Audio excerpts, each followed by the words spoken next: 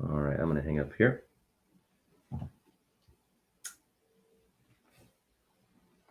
All right. Hello, everyone. This is Todd Scatini, Managing Director for Cognitive Harmony Technologies. Welcome to our free weekly Q&A session for Tuesday, September 28th.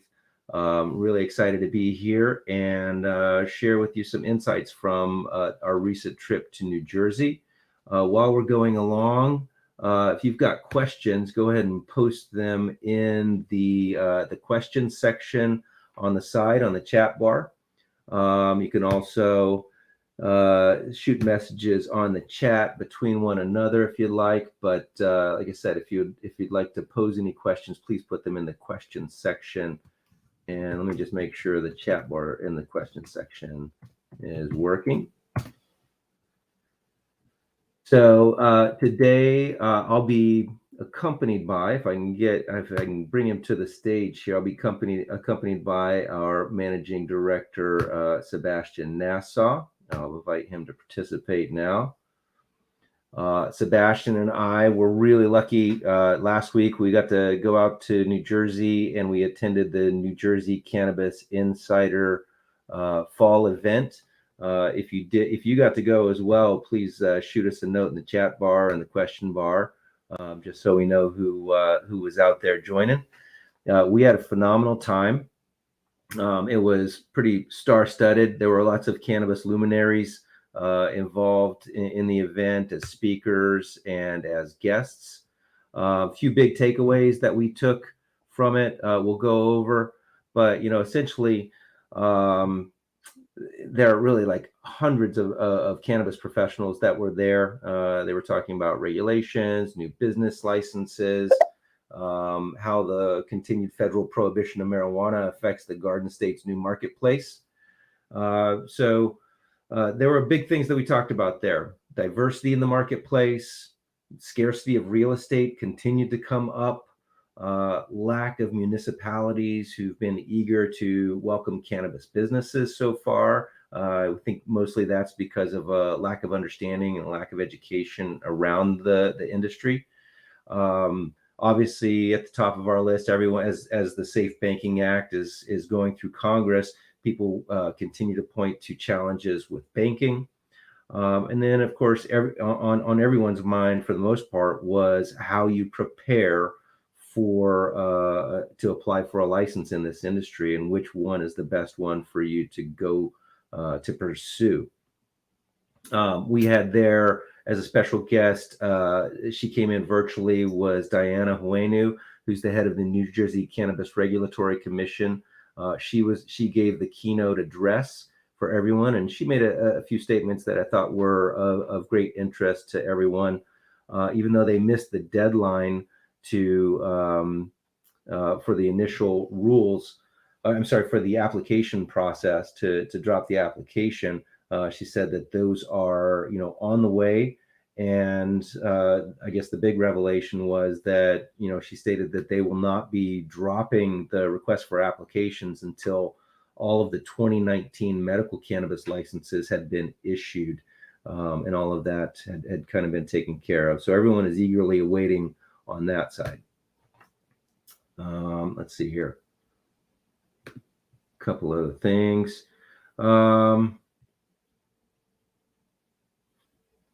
Yeah, a couple of statements from her. She said that they're working as quickly as possible to score the applications from 2019. She said they're about 99% complete on cultivation, and processing and dispensing, they're about 75% complete on reviewing those applications and giving the scoring process. She touted the speed at which the commission turned around on its regulations. And I think, we've spoken to this kind of ad nauseum, that we believe that it could be the most social equity and economic equity focused set of rules that any state has ever published.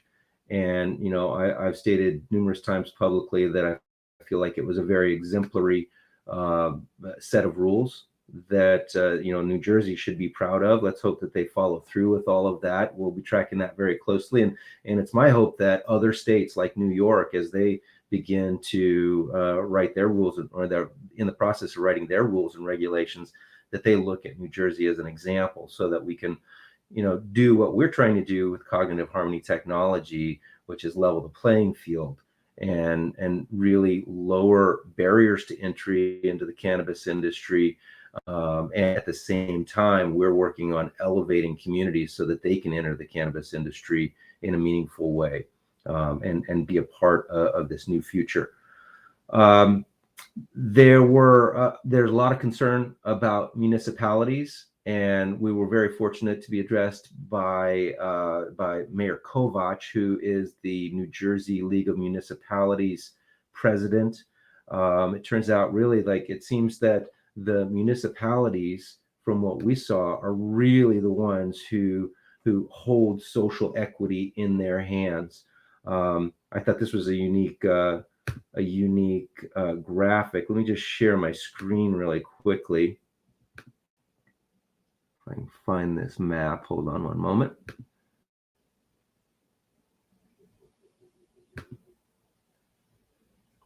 Can you see that, Sebastian? Can I just get confirmation?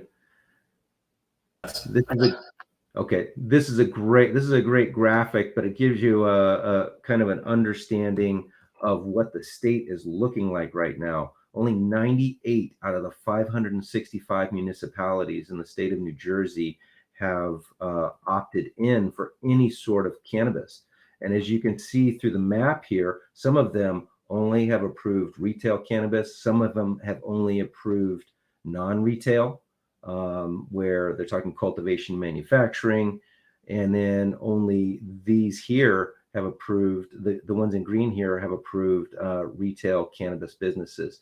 It's our assumption that, and I'll drop that in the chat bar as well, so that you have access to this map and you can keep tracking. Stand by.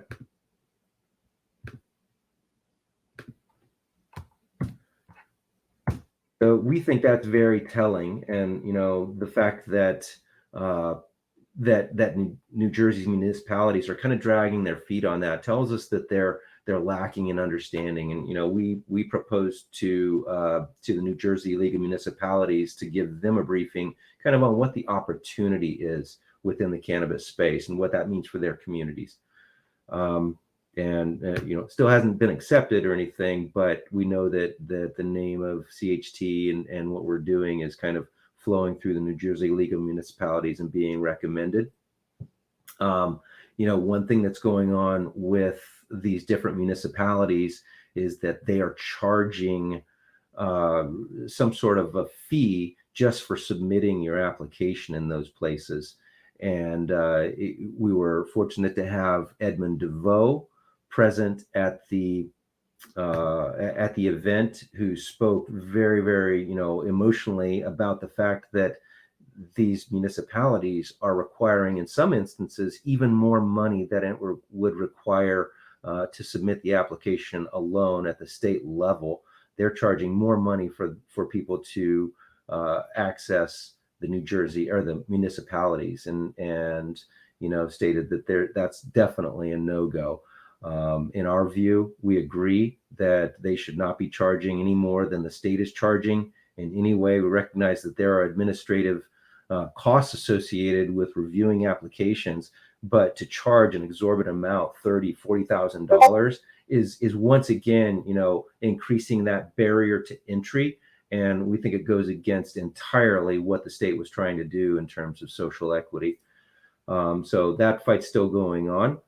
But and so I would like to give an opportunity. Sebastian, you want to kind of go through a few items that we talked about, any takeaways that you saw from the event, and maybe some generalized advice on preparing to apply for this application. I realize, one of the things that we noted from folks is they came in and a lot of people didn't even know how to prepare for a license pursuit. And I heard you numerous times giving great advice to folks, and maybe you could share that with us as well today.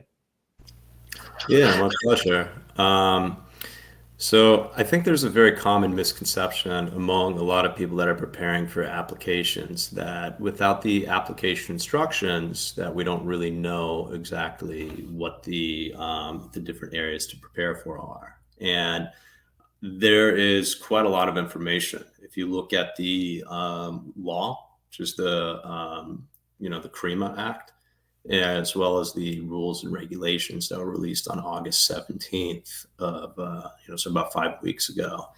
It points to a lot of different materials that are going to be necessary in terms of what types of forms, waivers, attestations will be required, business structuring. So basically how to set up your business, as well as just various plans and procedures and standard operating procedures for each license type that will be necessary. So kind of what we're really able to do here is with this Q&A, talk to potential applicants who are going for one of the license categories and sort of talk about what are some of the items that you can prepare for. So just to give you a kind of figurative number here, I would say about 70% of this application is kind of a known entity to you at this point. You sort of know what you're going to have to require, a lot of what the compliance, so what rules do you have to follow in terms of how you're planning and preparing a lot of these items, and what can you do to sort of get ahead of this? How can you start, thinking about what kind of property you need depending on your license class? How can you think about, just some of the municipal considerations of how to work with your city or township or municipality to make sure that, you can be zoned and permitted in accordance with this? What's the difference between the state application process and some of the requests for application processes that the cities and ordinances are doing? So what are the items that you can really prepare for? And how can you get a lot of the legwork doing so that it's not a massive lift for you once the applications come out and you're sort of battling against people who've already been able to prepare for a lot of these items ahead of time? So since this is a Q&A, feel free to go ahead and put items into the chat bar or into the question bar. And, I'll remind people that we're not attorneys. So in terms of some of the business structuring items, we can give you sort of loose answers. But, there might be certain items that we would defer. So if anybody has any specific questions or anything that they want us to give particular attention to, just go ahead and throw that in the question bar and we'll address them as they come in. Yeah, so we haven't gotten any questions yet. We got a comment out of the chat bar. Kevin was wondering kind of what we're doing in terms of Homegrow, and you can probably see my response in there. But everyone on my team, our view is that every adult should have the ability to cultivate this plant. We don't recommend that you do it in the state of New Jersey until that is fully legalized. But that is something that we support. We want people to have access to this plant because we believe that it's a healing plant. And I also believe that licensing is a pathway to, generational wealth and happiness in general. So that's what we have. That's what I have on Homegrow. And thank you, Kevin. What I can recommend to everyone else, if you want Homegrow, be an activist. Get out there and talk to people and put your time in and talk to those decision makers and build a campaign, be part of that, because raising all of our voices together is what really makes this change happen, right, at the legislative level. And you have to go at the speed of legislation, which is very, very slow. Sometimes for folks, though, the Homegrow piece, they just can't wrap their head around the fact that it doesn't make your house a target. They can't wrap your head around that you're not doing anything illegal. So a lot of it's education for lawmakers, decision makers, and legislators. Okay. Robert, we just see a question about the CRC meeting on October 5th. So you can see the CRC schedule in terms of just looking at the nj.gov/cannabis/resources. So that's the NJIC website. So Robert, you're asking the same question that everybody is, which is when will the applications become available? So what we do know is that the state needs to resolve the 2019 applications. So Todd was sort of hitting on this a little bit earlier on just the process the state has to undergo to fully award the 2019 applicants, because the way that the law is written, if you are an active participant in one application for a license, you cannot be an active participant in a second. So that means that people who have open applications from 2019, that process needs to be sorted out most likely before the state's going to start, putting out and accepting any applications for this licensing round. So whether that date is going to be following this next hearing remains to be seen. The state also has published a webinar that's on October 13th, which also talks about a notice of application acceptance in a pre-application info session and webinar. So again, this is purely speculative, but if you read the fact that their October 13th hearing uses the word pre-application info session, then there's reason to believe that the state is expecting that there could be, some extra weeks in the process right now in terms of just closing out everything from the 2019 licensing round and trying to really get set up for this licensing round in a way where the two don't contradict each other. And they can, of course, avoid, an onslaught of lawsuits if this doesn't get handled in a certain way. So the speculation that I would give you is be prepared for this, hearing that's coming up on the 5th, that they could release, an RFA or maybe some extra guidance about the application process. So it's possible that they may provide new information that can, really provide some details and layers of specificity to the application process and perhaps even the application itself. I'm not sure, in my opinion, that I think it's entirely likely that we'll have it before, say, that following hearing on the 13th. But, I think it's a lot of hurry up and wait right now. So just be prepared for every aspect you can be prepared for.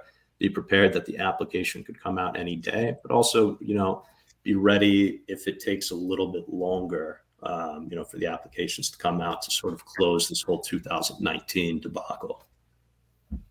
Yeah, thanks for the question, Robert. And Robert Sibilia, it was really nice meeting you there. It was good seeing folks who are already experienced in construction space. I see a lot of familiar names now from the event last week. So great to have you here. Thank you. David has a question. David Rivolo. About standard way to approach a municipality about operating a marijuana type business in the jurisdiction. We spoke to a lot of people about this during the week.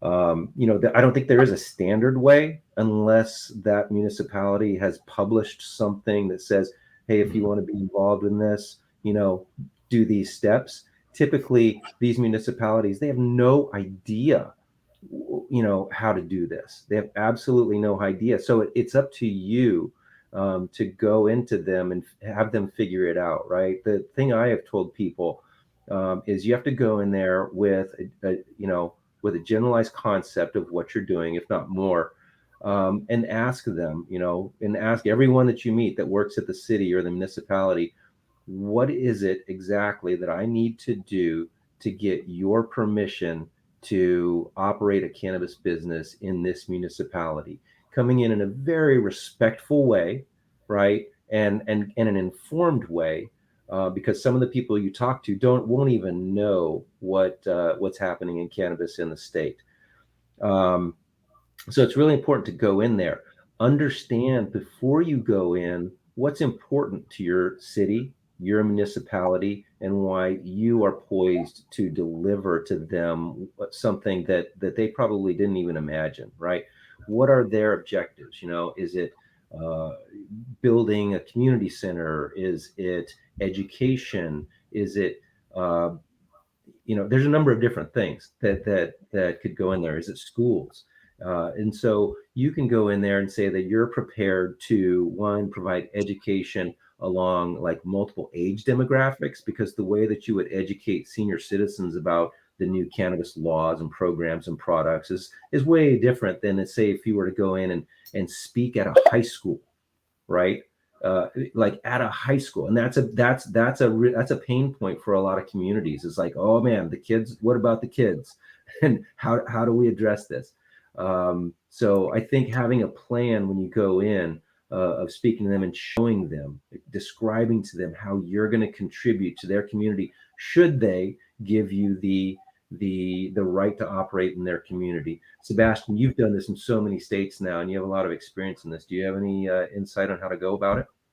Absolutely. I think that everything that Todd said is really valuable. That, oftentimes it's just a matter of persistence, but persistence with respect. You don't want to harass people, because typically you have to, be empathetic to where they're at in the process. They're having to come up with ordinances on top of everything else that they have to regulate, on a municipal level within a very fast timeline for an industry that they typically really don't understand.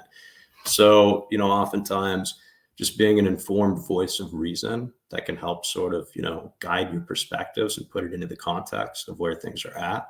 And just sort of respecting that, be okay with them not having everything in the place that you'd like to see it, everything organized, to the point that you'd like to see it. Just be okay with the process.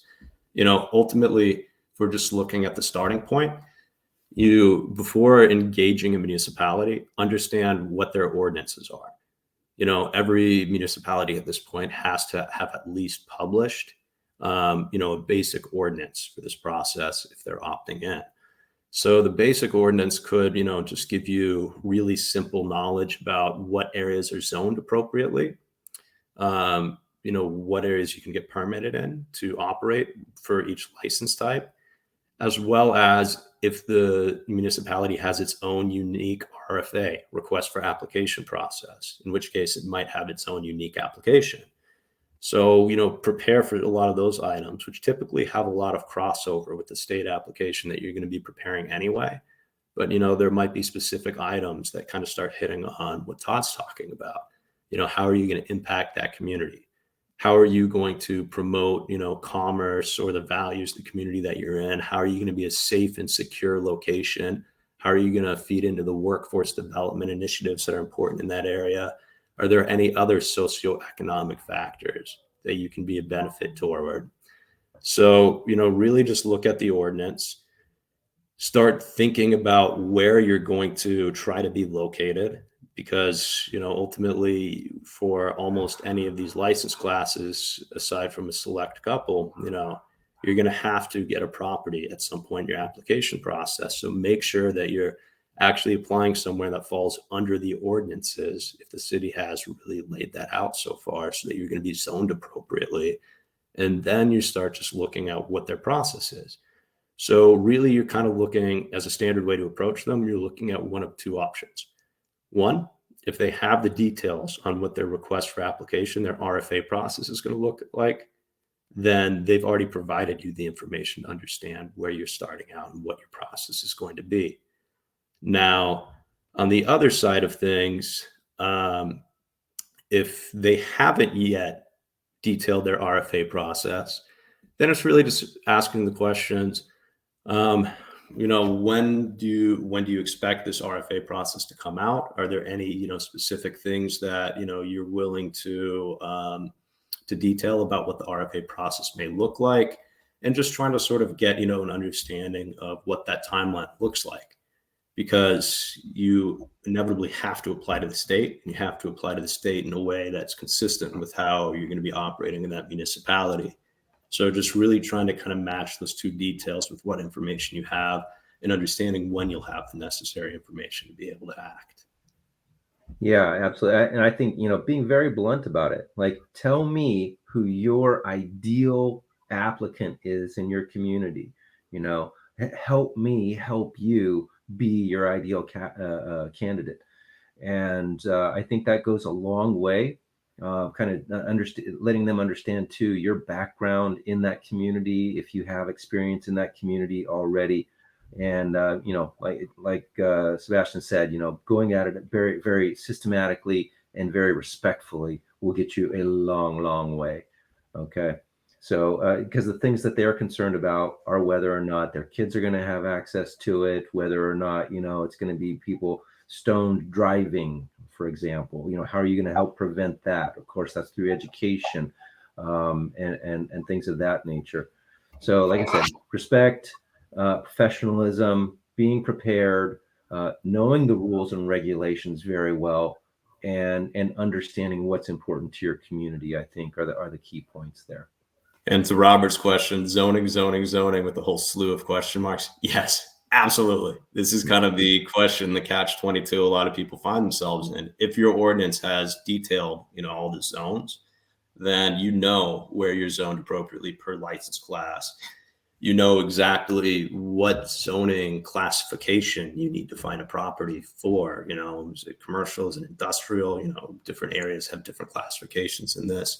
And then kind of take it from this perspective, because ultimately you can only get so far in this process for getting a municipal approval and then going through the municipality's own RFA process without finding your property, locking in the property that you intend to operate in. So eventually you have to make sure you're picking a property that's in an area that's zoned accordingly for your license class. And then in addition, you have to also consider the fact that some municipalities, they have limited zoning for the license class you're looking for. So, you want to make sure that you understand the availability of property that's within your license class as well. So that, for example, if they're only accepting 5 retail dispensary licenses within a community, and you have, a zoning law that's effectively only 4 square blocks. The zoning ordinance is only effectively 4 square blocks in that ordinance. You have to think about how many properties may actually be available. And if you wait too long, are you really going to have the options to open up a retailer with an available space within your municipality? So it's a lot to consider all at once. But, if you look at it systematically, in terms of what's required by the New Jersey state applications, what's required within your local ordinances, where does the local ordinance allow license types for your class to operate, if they do in fact allow license types of your class to operate, and then how do you select a property that's in accordance with that? Then you also have to look at other things. For example, some municipalities have things such as you can't operate within 500 feet of a school or a college or a daycare center or a church. So also take that into consideration as well. Are there any operational, churches, schools, daycares, whatever your local ordinance talks about, as you select a property that may make sense? Right. And I should say, too, that gaining support outside of the municipality government infrastructure, those working for the municipality themselves, one thing that you could consider is gaining the support of other respected citizens within that municipality. For example, business owners, clergy, educators, first responders, and things of that nature, I think could go a long way. Right. And sorry, Todd, that's not a hard requirement, but just put into context what Todd's talking about is you will have to put together some form of community impact plan definitely for your state application, but also most likely for your municipal application as well. So, being able to show that some of the stakeholders in the community, have value alignment with what you're trying to do in some way or another is a really proactive step that you can take to form a narrative that shows that you're going to be a responsible and respectable business owner in that community.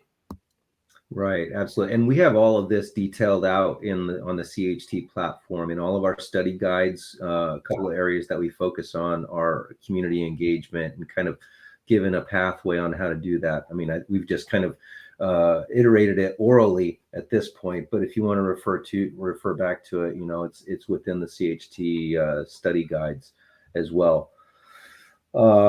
quick comment, I guess, from Kevin. It is kind of absurd that municipalities that have cannabis businesses already wouldn't, would vote to not allow cannabis businesses. My assumption is, they're looking at this as, the inn is full or something, or perhaps they're just really satisfied with their current operators.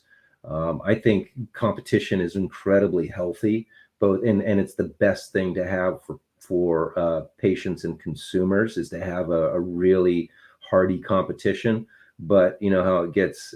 We are talking about New Jersey, and we are talking about an industry that's being built from the underground up, and they're trying to move towards the future in a very calculated manner in those places, I would assume. I don't know the situation in all 565 municipalities there, but I think that's kind of a good generalization on it. Yeah, I'd like to quickly hit on a couple of these questions we see from Robert and Brandon.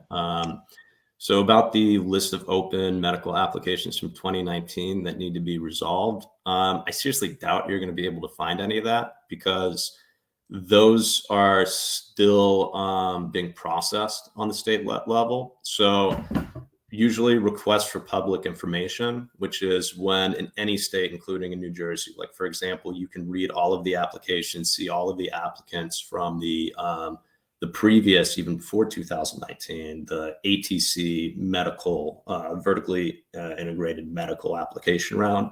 But that was not until after those applications had already been processed and scored and awarded. That's when the request for public information became relevant. So when a state has open cases or open processes, they will not release information that's part of, that internal process, just because of privacy laws and considerations. So, what we do understand from like the request for public information so far is that they are still reviewing those applications, and they're a little bit further along in some rather than others. But, you're not going to be able to see details as to what applications are scored or not scored and what those scores are, things like that, until this process is concluded. And then for the other question,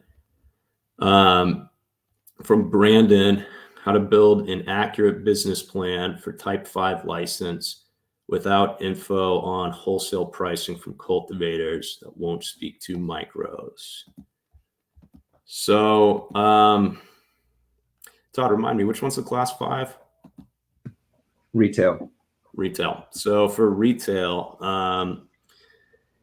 the business plan, there are two ways to look at your business plan, right? One is the business plan that's going to be required from the application. And there's only so much that about what that business plan section is going to require without the instructions. It's one of the less detailed areas within the law and the rules and regulations so far. So I'm assuming, Brandon, you're just talking about a just sort of more generic business plan of kind of detailing, as an operator, you're detailing your understanding of various areas of how you operate your business.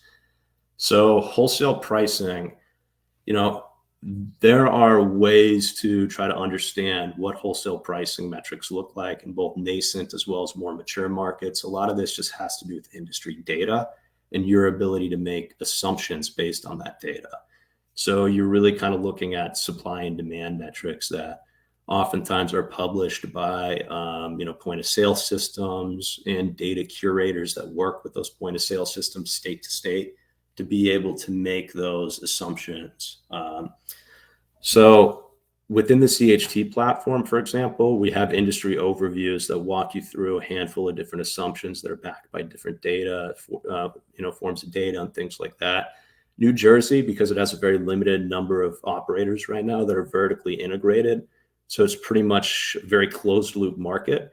The level of data and data transparency, from just private markets in New Jersey aren't that great right now to pull from, but there's a lot of other states that have had very similar markets that are a little bit further along, where you can look at limited supply,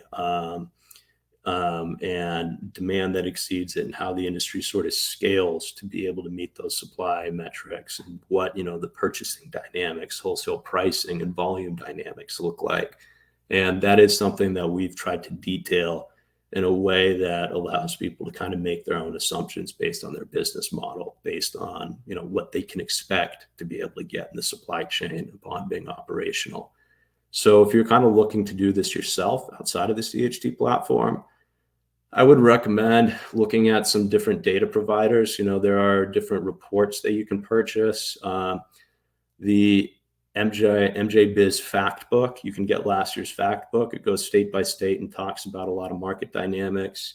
You know, that's about $400 or $500, so it could be a little cost prohibitive for some people. You could also look at BDS Analytics through the NCIA. You know, that's $250 a month to get, you know, a membership, and they talk about categorical and segmented overviews based on products.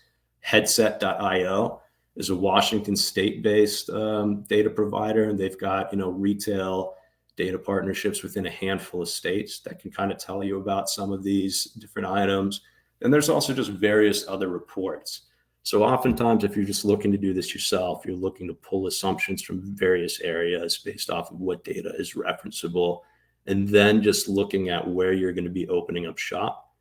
You know, what kind of people are within what consumer demographics, you know, so like what age, what average income, how many people, what volume of customers, how many other licenses may be operating around you, to try to then think about how many people might be coming in, what's their average spend, how many transactions per day might you have, what are your supply dynamics in terms of what are average wholesale costs in year 1 markets, year 2 markets, year 3 markets, year 5 markets, based off of what level of competition, whether there's artificial scarcity or not in that competition. Just take in some of these factors to make sense of the data, because it is an early market, so never expect to have a perfect data analysis that's just ready for you. A lot of times you have to cross-reference what your business model is, where you're going to be operating, you know, and what type of New Jersey supply dynamics are going to impact that as you come up with your projections and your business and financial models. Yeah, awesome response. We also have a question here from Gayatri about, you know, what happens if your municipality doesn't endorse you, or you might be second in line? Can you still apply for a state license in that? What do you think of that, Sebastian? What if the municipality doesn't endorse you, or may be your second in line? So the municipality can't tell you exactly where you are in line. You know, that would be, the municipality would be setting itself up for a lawsuit at that point. So the municipality, and this again just comes back to looking at what their ordinances are, and if they've put out an RFA process, request for application process, how are they telling you that they're going to consider applications? So, you know, the municipality can give you sort of a letter of support, meaning that you meet all the basic ordinances and things like that in a way that you can apply to the state. But then even if you get awarded by the state, remember that doesn't necessarily mean that you've been awarded by the municipality. So at that point, you may still need to take that for your RFA going to the state, or to the city, sorry, the municipality. Your application then goes to the municipality, and they may then do their own sort of way of assessing it. So they might have their own scoring assessment like that of how they prioritize different people. But essentially, it's the burden is on them to show how they're going to have a fair scoring process, whether that has to do with time sensitivity, whether that has to do with licensing caps per, you know, class. Like maybe they only allow 5 retailers in an area. So, you know, if say they have 10 people who meet all the base levels of criteria, then their RFA process will kind of sort through that and then be able to prioritize, you know, who are the operators that are the most prepared to be able to operate there. And then those are the people that get awarded. So you can definitely still apply for a state license, but remember, whether you're doing conditional or annual, for annual, you need your property when you apply. For conditional, you don't need your property when you apply, but even if you get awarded a conditional license, you still have to do an annual conversion, which means that before you're able to operate and get full approval, you still need to select a property, then finish up all the other areas of planning before you can get approval and get awarded. So, I guess it's just not as simple as an answer as I'd like to be able to give you, but it really just gets back to understanding the state's process, and then understanding your municipality's process, and then just trying to sort of put together as linear of a timeline of deliverables and just delivery dates of when you need to get these things done, and how you prioritize, that timeline to be able to make sure that you can be awarded both the state license and that you're best positioned to then also get the municipal award. Yeah, I think the key to it is telling that local municipality that this, what your intention is, and it is to operate a cannabis business within their municipality and what you want to do for them. I don't think that they're going to ask you to do anything outside of what the state is already going to ask you. So it's all about, you got to start building the content for your application and, sharing that with the municipality. That's what they want to see. I mean, if you could imagine, you're a mayor of a city and someone comes and asks you to operate a cannabis business in your city, they're going to want to kind of see what your plan is and what that looks like, and make sure that you know what you're talking about, that you are professional, and that you have a plan, right? Because they can only give out so many golden tickets, I suppose. They could give out as many as they want and make it unlimited if they wanted to, but normally they're going to do like a smaller amount. And they want to know who's who in the zoo and what their intentions are. So that's really important. Another question about what kind of templates are provided through CHT for a municipal RFA. So the short answer is that we don't provide, at this point anyway, we don't provide the templates for the RFAs. With over 100 municipalities, it would just be really difficult for us to do every individual RFA when the majority of the applicants in the platform probably aren't going for that same municipality. But what I will say is that if you look at the municipal RFAs versus the state RFAs, every single one of them that's been released so far, it has a lot of parallels with what the state RFA is. These things aren't unique. Your municipal RFA might ask for a community impact plan. Well, your state application is already going to ask for a community impact plan. Your municipal RFA is going to ask for a security and community safety plan. Well, your state application is already asking for all of that. So really, most municipal RFAs are a more condensed version that has some selective requirements that it's looking for compared to what the state's looking for. So in general, the vast majority of your municipal RFA can be repurposed from your state RFA. You're just specifying it a little bit more specifically to what the format and requirements of your municipal RFA are. So for the state's application process, we have templates for every single section that has content. We have study guides and templates, and just learning paths to support that for every area, whether it's safety and security, whether it's your operating or business plan sections, whether it's plans and procedures, whether it's compliance. So a lot of these aspects really end up being parallels that you can repurpose for your municipal RFA. Andrea, you've got a question about starting an edible business, like a bake shop. So one thing really quickly in your question, wherein you sell to either dispensaries or the public, you sell to dispensaries or wholesalers, but you do not sell to the public. You're basically just doing business to business sales. Retail dispensaries are the only license type that can sell directly to the public. So the first thing you need to do, Andrea, I think, is really read the law, the rules, the regulations, understand what the requirements are for your application, and understand how you're going to start planning these aspects.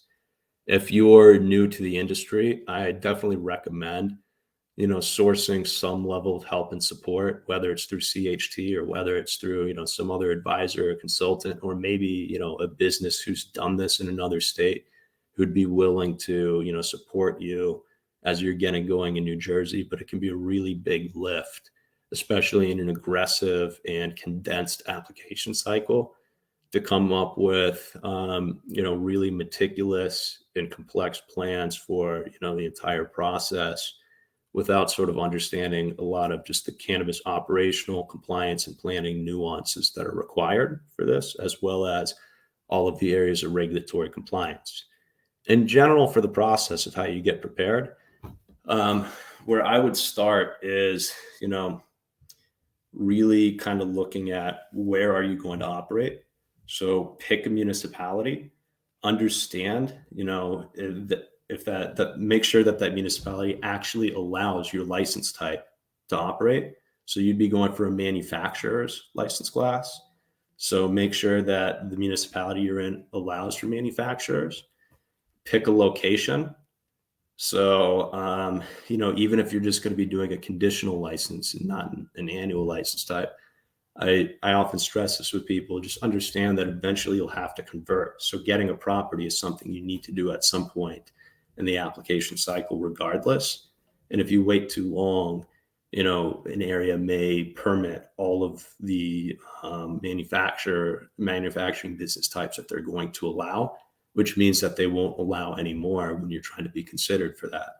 So, understand where you're going to operate, understand where there's zoning. So if you look at the ordinance for the municipality, you can try to see where are they zoning manufacturing license types to be able to operate, and then start looking for, a property that you can get that will allow you to manufacture those products there. And then you need to start thinking about how you're going to put together your application to both the state as well as your municipality.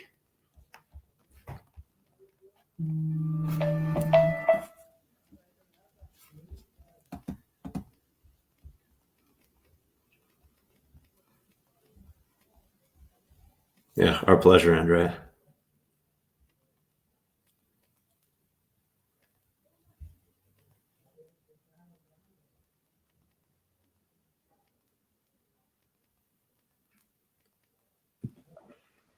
Sorry about that, Sebastian. I had to go grab a charger really quickly for this computer. Bad planning on my part.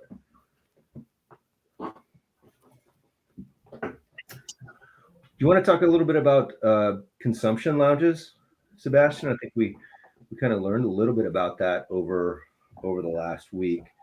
And I think it's a unique opportunity for a lot of licensees to begin considering, and especially in discussion with municipalities and how this relates to social equity. Oh, right. Sorry, Todd. I think we've got another thing coming in from Jack. Go ahead. Jack, you're talking about, helping dispensaries and grow ops, and I'm assuming also other types, whether it's transport or I guess distribution, wholesale, testing labs, whatever it may be, with HR and payroll ops. Any ideas how to plug yourself into the space, organizations, networking? So yeah, absolutely. I mean, I think the biggest thing is really understanding what are the unique challenges within this industry. So it's never worth taking it for granted that, the same challenges that you see in a lot of other experience really relate to cannabis companies the same way. Payroll considerations are innately more complicated in an industry that doesn't have federal, merchant processing protections and payroll protections and other things in a cash handling industry.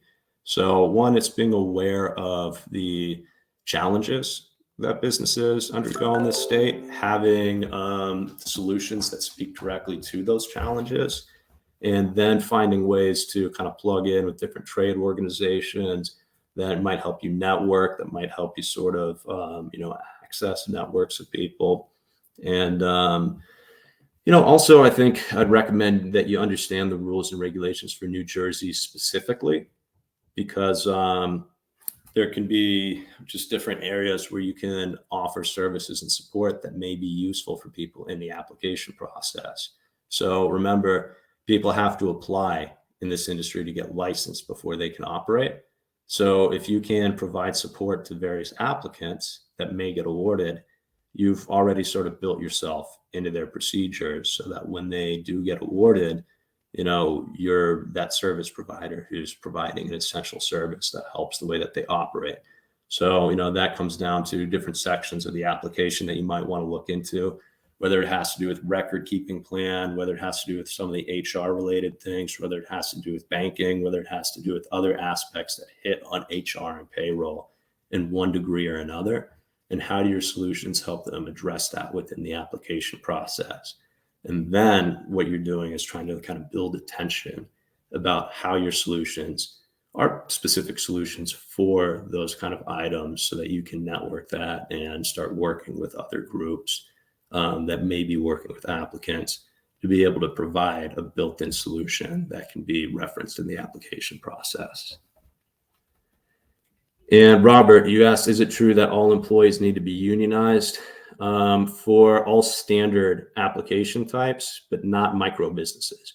Micro businesses, 10 employees or less, do not need to have collective bargaining agreements. So if you're a standard business type, you do need to, have an LFA. So that's something that they detail. So you can go through the United Food and Commercial Workers or another union that, hits on the cannabis industry. So oftentimes, it's really just the approach is figuring out what are certain threshold events where your collective bargaining can scale with your level of profitability and allowing that employee representation to occur. So yeah, if you're not a micro business, then you do need to have, a collective bargaining agreement as part of your application if you want to be awarded full points.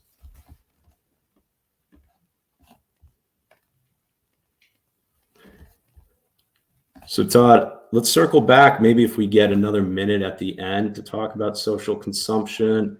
Sure. I see some other questions coming in from people. Wage rates are published with New Jersey prevailing wage rates. It's Robert's question. It's a good question, Robert. I'm not sure. I would assume so, and that's probably a good starting point as you plan that. I can circle back with you on that maybe during next week's Q&A after I look at that. Every state's a little bit different in terms of how they factor in those details. So I apologize that maybe my understanding of that for New Jersey isn't completely up to speed.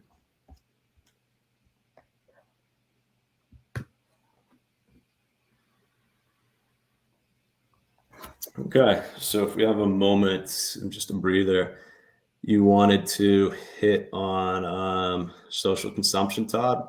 Yeah, I think so. I like talking about that because I do see it as a social one. I think it's a major advance that New Jersey is making that a lot of other states haven't embraced. And I also think it's a way to address social equity in terms of, people's inability, if you're living in federally funded housing, their ability to consume cannabis in their house is illegal, essentially, and they risk being removed from their home. So let's talk about New Jersey's their social lounge and social consumption policies and some of these opportunities there. Indoor consumption lounges. From my understanding, it's going to need a bit of an update to the New Jersey's Indoor Clean Air Act. But there are two areas of just the application process that aren't fully, not the application process, just the law in general that aren't fully detailed in the law or rules and regulations for how businesses are going to operate within these categories. This only applies to retailers. And, this first consideration with the consumption lounges, they kind of say that, retailers have options to, apply for a consumption lounge that'll occur on site. And there's a section, an optional section of the application where they can give a plan for that. So, that's really kind of, I think, a process that's going to be taking a little while. It's probably not the main priority of the state to fully detail what the indoor consumption lounges are going to look like in the process of kind of, getting one for a retailer. It's probably going to be a process that sort of extends past the application as both the state figures out what those rules and regulations look like and how, indoor clean air acts in general will be factored in to be consistent with that. Another area is delivery, home delivery, that the law, kind of puts in something, which is amazing. Not very many states allow for home delivery, and that's a massive economic boom for your dispensary if you're able to do that. But the state basically says that they'll allow for processes, and they talk a little bit about what compliant home delivery looks like. But it's likely that that'll be a process that takes a little bit longer for the state to really figure out how they're going to regulate it and what the process is that they're going to allow for are going to be. That won't be fully figured out by the application process. Yeah, and just to go back to home consumption, public consumption, or not public consumption, but a consumption space. Stan Dietz has kind of informed us that most of the towns have approved Class 5, but have not authorized any sort of consumption. This is where your community engagement and your engagement with leaders within the city comes into place, right? Where if you can like bring them to the location or show them physically, or on a map, what you're thinking about in terms of consumption, and show how this contributes to the city, how it makes them more forward leaning, and just trying to figure out, how to convince them in numerous ways on how to do it, because it is kind of silly. And it's also not great for equity whenever you consider that, okay, yeah, people can come into my dispensary here in town and buy it, but where are they going to consume it? And you gotta be able to show them that it's a really great contribution to the city to be able to do that and provide that opportunity. So we're coming up to the end of our hour, and I'm not sure if you have a hard stop, Todd.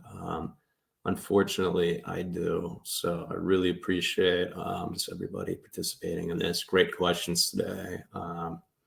It's great to sort of be able to chat with you guys virtually. And anybody who will be here again next week, I'll see you then. Yeah, absolutely. And if anyone hopefully you guys like this. I think we've had the most participation today than any other Q&A that we've done so far. We brought this into this time slot in hopes that maybe you who are working could join us for your lunch hour or something like this. We do a bit of a lunch and learn. And in the future, what I'm going to try to do is, as you're signing up, allow you to place your questions in the registration bar. That way, we can be even more prepared for responding to your questions. Okay. So thanks very much, everyone. I'll put my my email address in the bottom here as well into the chat bar.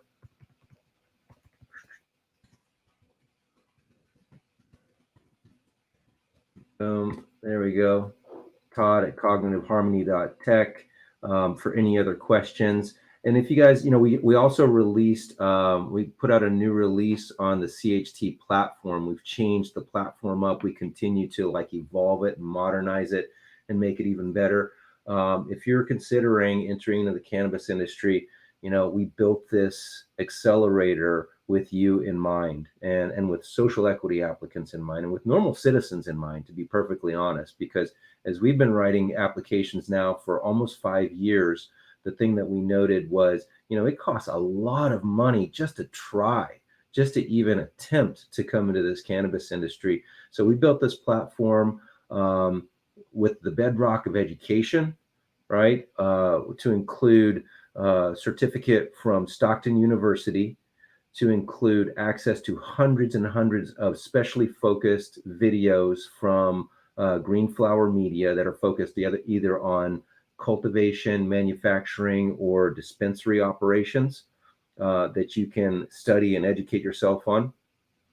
There are study guides that we created by essentially taking us and all of the subcontractors that we typically bring in for things like security or compliance, and basically dumped our brains onto these study guides in an organized manner so that you can learn about the cannabis industry, just to to get your foot in the door and get an understanding.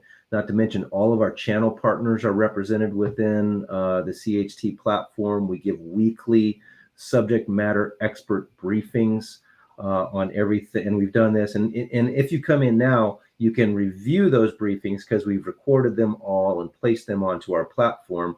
But we'll continue to do that every single week, and also respond to any of your questions. You get 3 live coaching sessions, and you also get templates for the application to submit.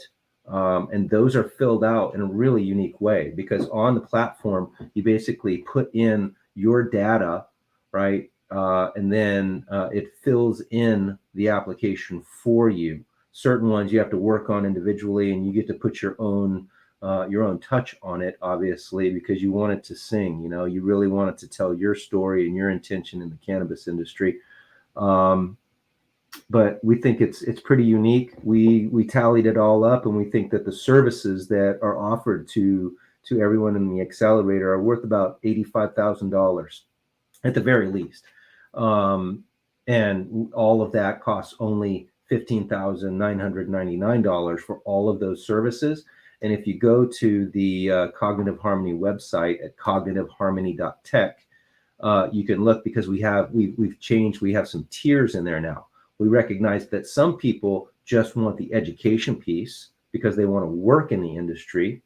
Some people don't want the education piece because they either have already gone through the Stockton University program, or they've got experience from other states, and they really want the templates and everything that it will take to submit an application in their municipality. So you have some options in there, and I hope you guys, if you have any questions, please let me know. We'll be back here for the Q&A, the free Q&A, again next Tuesday. And I just wanted to say thank you. Thanks to everyone that came out and saw us in Carteret last week. It was wonderful learning more about the New Jersey cannabis community. We care deeply about you, and I want to see the best cannabis situation as possible in the state of New Jersey.